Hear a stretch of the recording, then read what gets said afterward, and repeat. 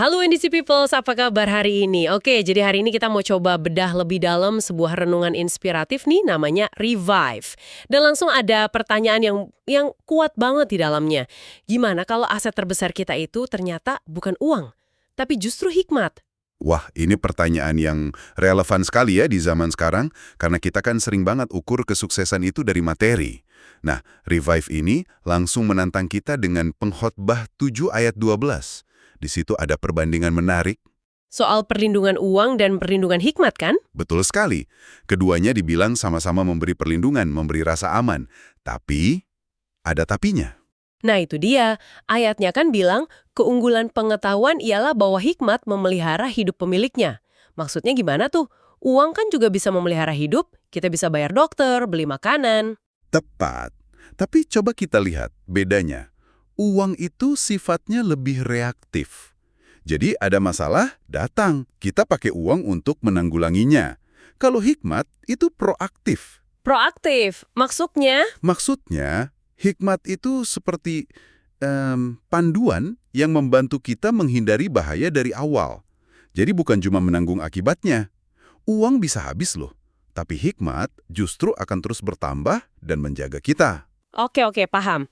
Jadi hikmat itu superior. Tapi disinilah pembahasannya jadi sangat menarik buat saya. Renungan Revive ini nunjukin realitas yang pahit. Yang kisah di Pengkhotbah 9 itu ya? Betul. Ada orang miskin yang bijaksana, dia menyelamatkan satu kota sendirian. Harusnya kan dia jadi pahlawan kan? Tapi setelah itu, dia dilupakan. Gitu aja. Ini paradoksnya kan? Dunia itu seringkali lebih dengerin teriakan orang yang berkuasa daripada perkataan orang yang berhikmat yang didengar dengan tenang. Kenapa bisa gitu ya?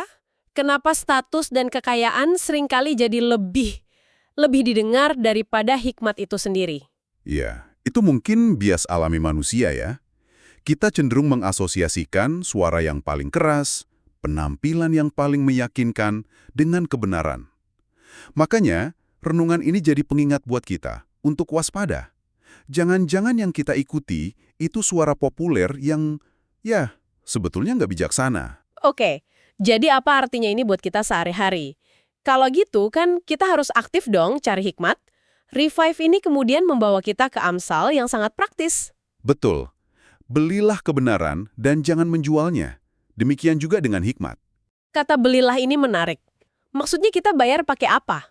Nah, itu dia. Bayarnya bukan pakai uang, tapi pakai sesuatu yang juga berharga.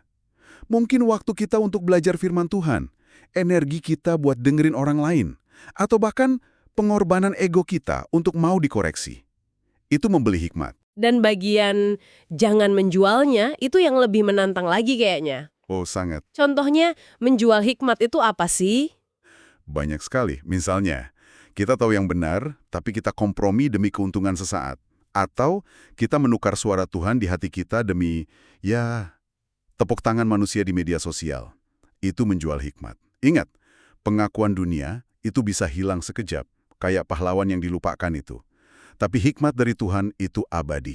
Jadi kesimpulan utamanya adalah hikmat itu benar-benar aset terbesar kita. Walaupun mungkin nggak selalu dihargai sama dunia, tapi pada akhirnya hikmat itulah yang punya kekuatan untuk memelihara hidup kita dan bahkan jadi berkat buat orang lain. Tepat. Dan Revive ini mungkin meninggalkan kita dengan satu pertanyaan pribadi ya, untuk direnungkan. Dalam hidup Anda saat ini, apa bentuk nyata dari godaan untuk tidak menjual hikmat demi keuntungan jangka pendek? Mari kita tutup dengan ayat hafalan hari ini dari Amsal 23 ayat 23. Belilah kebenaran dan jangan menjualnya, demikian juga dengan hikmat, didikan, dan pengertian.